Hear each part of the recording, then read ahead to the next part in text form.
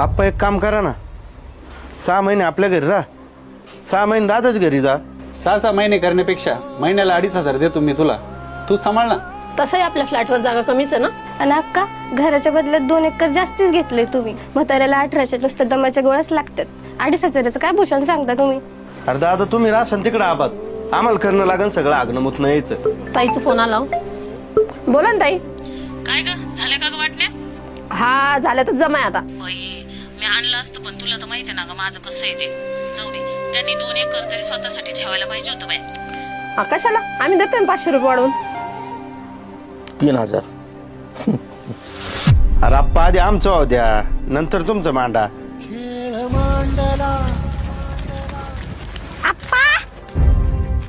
कुठे चाललंय?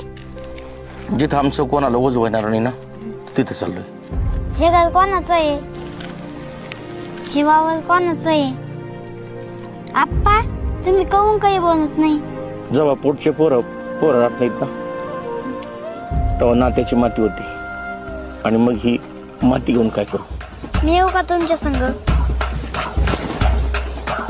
नको रे बाळा, तो अजून लय लहान आहे.